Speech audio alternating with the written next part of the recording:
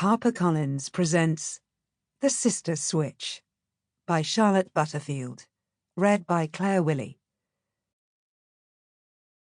To my sisters, my best friends. Chapter 1.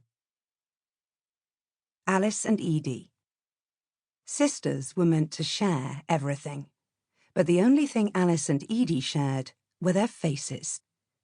Finding identical twin sisters with such opposing views, one a qualified relationship therapist, and one with an Instagram following most reality stars tried to manifest every sunrise, was television gold.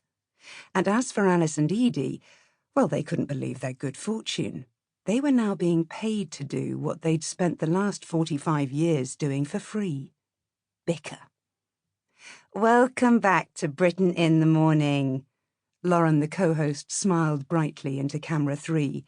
"And we're joined on the sofa by our resident agony aunts, sisters Alice and Edie." At the mention of their names, both sisters smiled brightly down the camera lens, while tilting their heads ever so slightly to the left, the way the producer had told them to, just to hammer home the whole shared womb creation story of the two women.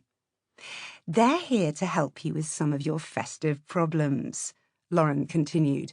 "And golly, our inboxes have been heaving under the weight of the nation's worries. The first conundrum of the day comes from Janet in Yorkshire, whose 3 children are all in their late teens and early 20s, and have all asked if they can bring their new partners to Christmas.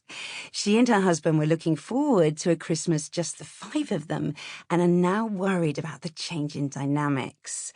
What advice would you give to her, Alice?" Sitting beside her sister on the sofa, Alice pushed her bottom lip out far enough to convey a sense of heartfelt empathy. "Oh, this is a tricky one. Perhaps you could have a quiet word with each child in turn and tell them how excited you were about getting together just you, and perhaps offer to host a bigger party with partners for Boxing Day. That way everyone is happy. Maybe it might be better coming from your husband if you don't feel you could say it." Edie shook her head vehemently, her large earrings jangling as she did so. No, I have to interrupt." Upstairs in the studio control room, the producers simultaneously leaned forward in their seats, while in homes across Britain, the eyes of millions of viewers widened in anticipation of the fireworks just about to be let off, which was, after all, why most of them had tuned in. "First off," Edie said, "Janet is a strong, confident woman and is perfectly capable of handling this herself. No need to bring her husband in to save the day. And more importantly," Edie added, staring directly down the camera lens, as if talking directly to Janet herself, "I just want to say how lucky you are, Janet, that you've created a home that your kids want to bring their new partners to at Christmas. So chuck on double the amount of sprouts, get yourself a bigger turkey, and when you think you've bought enough booze, buy some more, and just bloody well enjoy it." "We'd just like to apologise to the viewers for the language there. Sorry about that." The co-host Gareth simpered, while shooting Edie a warning look which she didn't seem to pick up on. To be fair, it was a mistake she made almost weekly. "Now here's an interesting one from Molly in Llandudno," Lauren said, looking at the card in front of her. "She writes that she feels an enormous amount of pressure to create the perfect Christmas for her family. But as a full-time supermarket manager, the minute the closed for Christmas sign goes on the shop door, she feels like sinking into an armchair and not getting up again. Now, I don't think Molly's alone in feeling this way, is she?"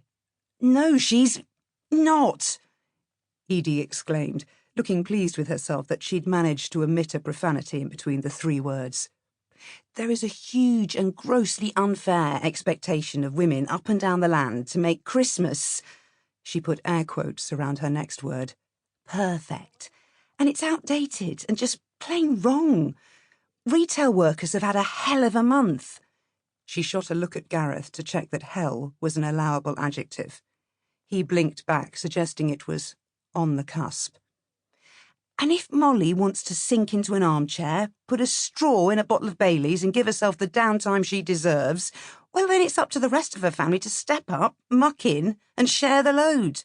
Alice, do you..." Sample complete. Ready to continue?